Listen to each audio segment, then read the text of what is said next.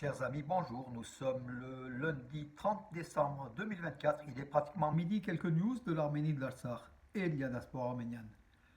La carte scolaire diffusée dans les écoles d'Azerbaïdjan sur le Grand Azerbaïdjan, entre guillemets le Grand Azerbaïdjan, provoque une vive réaction en Iran. Donc voilà, donc une nouvelle fois, la propagande azérie d'Aliyev, donc de l'expansionnisme azéri, bat son plein. Même dans les écoles, on enseigne les notions de Grand Azerbaïdjan pour conquérir des territoires. Voilà, c'est le site yergir.am qui indique, alors que Nicole Pachinian et son régime s'attaquaient au sujet de l'histoire arménienne et répondaient aux souhaits panturquistes du tandem turco-azerbaïdjanais, déclarant à l'unanimité que l'histoire arménienne devait devenir l'histoire de l'Arménie. La chaîne iranienne Telegram Paradox fait état d'un manuel de la 5e année utilisé dans les écoles azerbaïdjanaises d'Azerbaïdjan, où se propagent des ambitions agressives, des rêves azerbaïdjanais et les cartes qui les représentent. Nous voyons que le Grand Azerbaïdjan est représenté sur des cartes prospectives de l'Azerbaïdjan qui comprennent des régions du nord de l'Iran et des vastes zones de la Géorgie et de Russie, y compris la ville de Derbent au Daghestan. La République d'Arménie n'existe littéralement pas dans les cartes de ces manuels scolaires de l'Azerbaïdjan. Elle est presque entièrement, y compris la ville de Yerevan, incluse dans le Grand Azerbaïdjan, entre guillemets Grand Azerbaïdjan. Yergir.am présente la publication de la chaîne iranienne sur les cartes diffusées dans les écoles en Azerbaïdjan, publication que la chaîne iranienne a traduite en persan. Donc les Iraniens qui protestent contre le, comment dirais-je, contre Téhéran, en fait, en affirmant pourquoi l'Iran ne réagit pas à ces comment dire, propagandes négationnistes d'un grand Azerbaïdjan voulu par Aliyev. Donc une autre affaire, donc le gâteau arménien, vous savez, la galette arménienne qui est endémique, qui est propre à l'Arménie, est présentée comme azerbaïdjanais sur un site, en fait. Un site, donc je vais vous indiquer donc le site. Oui, le gâteau arménien est présenté comme azerbaïdjanais, indique Vaïb Balbanian sur sa page Facebook. Il écrit les nomades voisins, les nomades, donc c'est les Azéris, qui étaient de population nomade il y a un siècle, voisins sont devenus si imprudents en volant la culture arménienne et tout.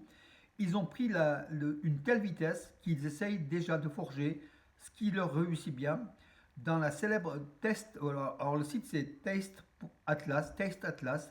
Dans l'image principale de la section pâtisserie azerbaïdjanaise, ils ont mis le gâteau arménien où Gerard est clairement écrit en lettres arméniennes. Je pense que dans un avenir proche, ils commenceront à prouver que non seulement les églises arméniennes sont afghanes, mais aussi les lettres et qu'elles sont des descendants des Afghans, bien qu'ils prétendent toujours que nos lettres soient éthiopiennes. En fait, les Azéris voulant tellement faire de la propagande qu'ils se sont plantés tout simplement. Ils ont pris l'image du Qatar arménien fait dans la région en Arménie et surtout dans la région comment dirais-je, à quelques kilomètres d'Erevan. Donc j'ai oublié ça reviendra. Donc le Qatar donc qui est pratiqué, qui est fait donc en Arménie et dans certaines régions sont très célèbres à Gerart. Voilà, Gerart. Donc ils veulent tellement bien faire les choses qu'ils ont pris une image où il y a marqué en arménien le mot Gerart en arménien. C'est dans la propagande azérie, donc ils sont trempés tout simplement. Mais comme se dit le blogueur, peut-être que demain ils diront que les lettres arméniennes ne sont pas des lettres arméniennes, elles sont issues de la minorité chrétienne qui vivait au sud-Caucase, les Arvanes, voilà, ou les Albanais du Caucase, et que finalement ces lettres arméniennes ne sont pas arméniennes, sont bien arvanes, voilà, comme le cas des églises. Voilà la désarménisation du patrimoine culturel arménien au profit d'une azérisation encouragée par le gouvernement qui est devenue une pratique nationale commune en Azerbaïdjan, alors que nous, de notre côté, notre Pachinian à nous, notre Premier ministre, entre guillemets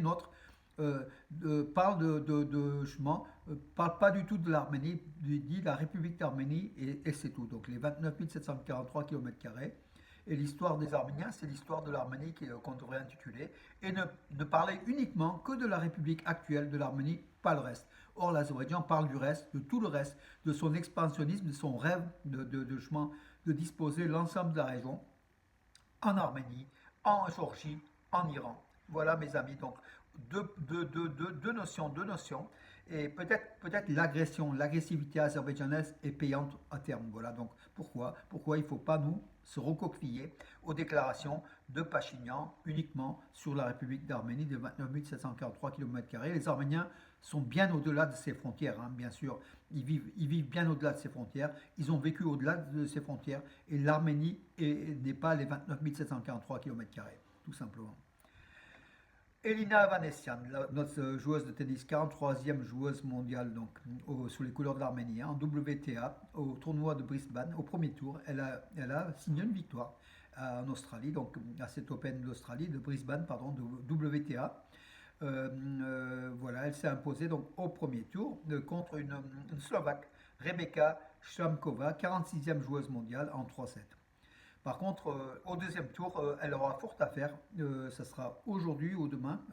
Ça sera contre Rebeka Šmakova.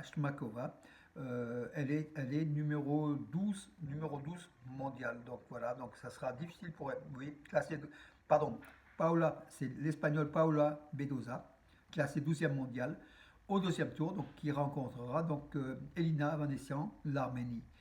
Ça sera une partie difficile pour notre championne de tennis, mes amis, en espérant qu'elle gagne, bien évidemment. On est de tout cœur derrière Elina Avanesian, qui a troqué le drapeau de la Russie pour prendre le drapeau de l'Arménie. Ses parents sont originaires de l'Artsakh. Elina Avanesian, 21 ou 22 ans. Voilà, donc vraiment une athlète qui nous fait plaisir et qui nous fera sans doute comment dirais-je, sans doute, elle nous comblera de joie à l'avenir en progressant dans le tableau, du classement des meilleures joueuses de tennis au monde. Selon le ministre turc, alors encore une fois une agression donc turque cette fois-ci, hein, selon le ministre turc des Transports, dans environ 4 ans, le corridor de Zangezur, entre guillemets, sera une réalité. Alors ils prennent les choses comme si elles étaient déjà faites en fait, hein. Le ministre des Transports et de l'Infrastructure, Abdülkadir Ulalorlu, lors d'un entretien avec un journaliste de la TV100, une chaîne de télévision turque, a évoqué le corridor de Zangezur, exprimant son opinion selon laquelle ce sera une réalité complète dans 4 ans. Voilà, c'est ce qu'a rapporté Ermeni Haber, qui est un site en turc, mais sur les Arméniens de Turquie, hein, sur l'Arménie.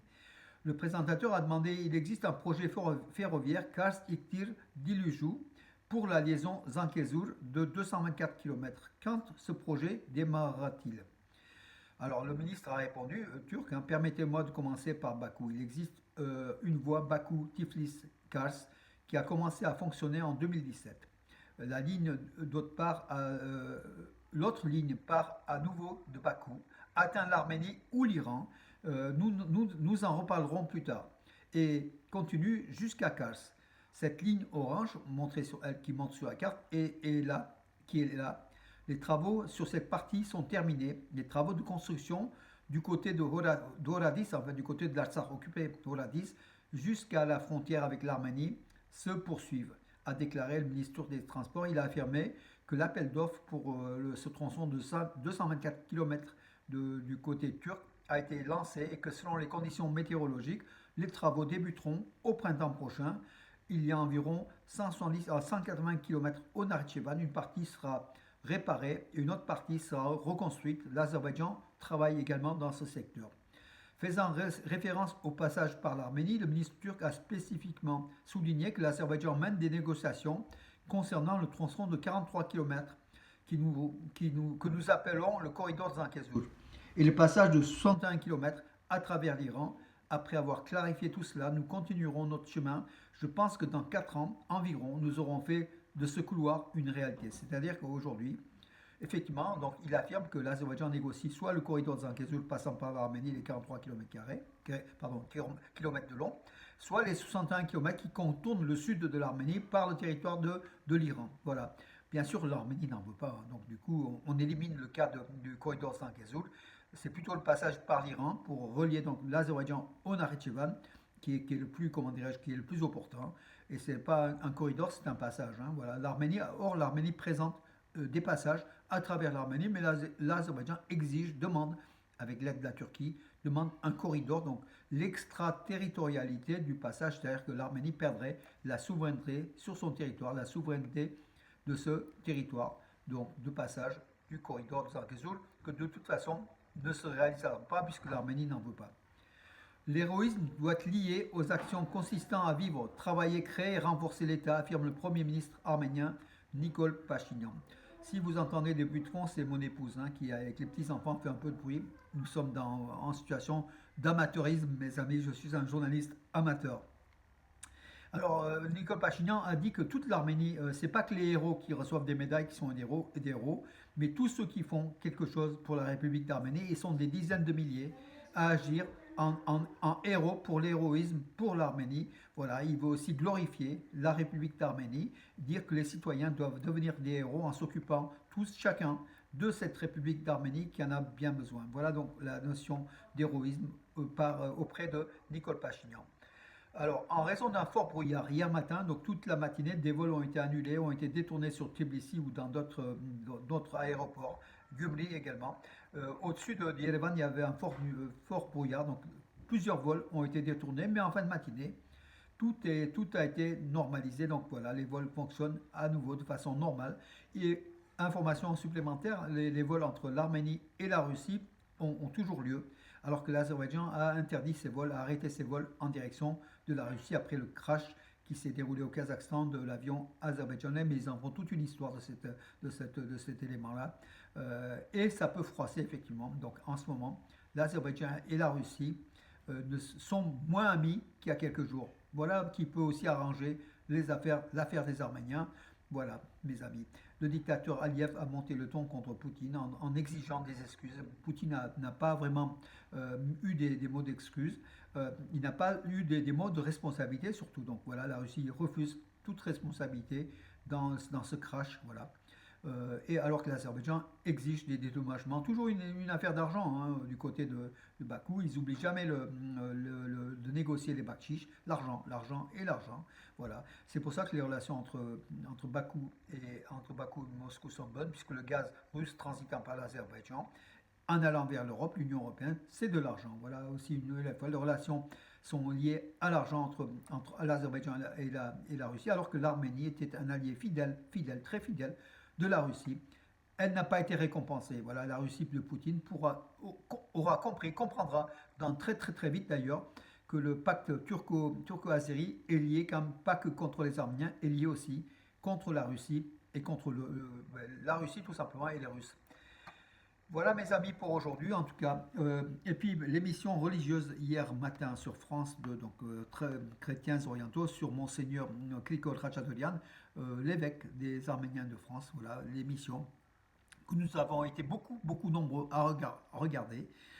Elle est sur ma page Facebook. La totalité de l'émission, vous pouvez la visionner, une demi-heure, donc voilà, des vidéos. Également sur d'autres sites, voilà. Mais vous pouvez aussi voir sur ma page Facebook, donc la totalité de la vidéo. Et je salue à l'occasion Monseigneur Grigol Khachaturian, voilà, qui est aussi un ami, un homme d'église, un homme très actif et dont on avait bien besoin en France pour le développement de cette église arménienne au profit de l'Arménie, de la République d'Arménie, voilà, qui nous est chère, et de l'Artsakh bien évidemment.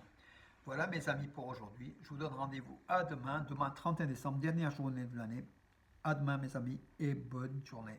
Et puis je vous remercie aussi mon ami journaliste Joseph Fernandez pour l'article qu'il a consacré à la troupe de danse donc de l'école de danse Georges Markarian, voilà, les jeunes danseuses et danseurs, notamment avec un article et deux grandes photos dans le Dauphiné paru hier sur le gala de cette école de danse et de musique arménienne, voilà, donc Georges Markarian. Et je salue à cette occasion bien sûr Jacques Markarian, qui est un très proche de cette école, voilà. Et puis Levon Chatikian, son dirigeant, son directeur.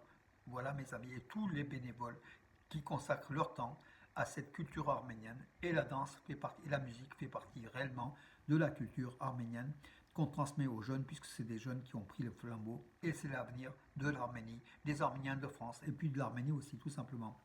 Voilà mes amis pour aujourd'hui, je vous donne rendez-vous à demain, et bonne journée.